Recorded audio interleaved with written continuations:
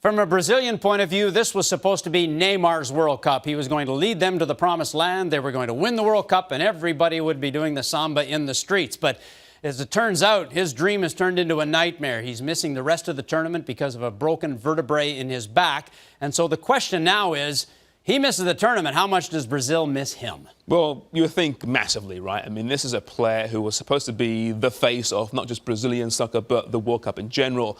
Yes, he's wonderful, and that entire team is built around Neymar. Every player serves Neymar in some capacity. But that being said, I think we saw against Colombia a new philosophy from Brazil, very pragmatic, cynical. They were nasty, they were physical, they killed that game off, and that's why an inexperienced Colombia lost that match. So because of that, do you miss an attacking player? Probably not as much as you might think. I think they'll miss Thiago Silva through suspension far more, because he is the linchpin at the back, the captain, the truly world-class centre-half on that team. So he'll be missed, I think, perhaps more than Neymar, but that's not to devalue the impact of losing Neymar, because it's a real shame obviously for Brazil and for the World Cup. But man, this is not Joga Bonito. They can win this game, and they can win the World Cup still the ugly, nasty way. Well, it's a great matchup, that's for sure, because you have the traditional European powerhouse in Germany, of course, against a traditional Brazilian powerhouse. And you talk about Brazil's style. Traditionally, it's the flair, the passing, the intricate passing plays, and the way they play the game against a German team,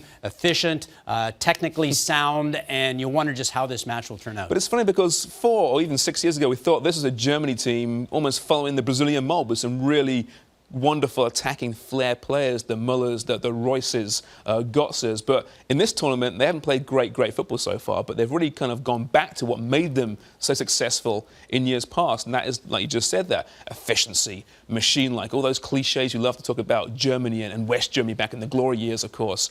I think it would be a fascinating tilt, this one. Germany coming off their best performance, but still not a great performance. You know, there's no great team in this World Cup, is there, at this point? There's no great performance just yet, but there's some pretty good teams and very balanced teams, so I think this would be a very tight affair. Well, both Brazil and Germany, obviously good teams, and you get the feeling they're both waiting for their best performance yet. We'll see.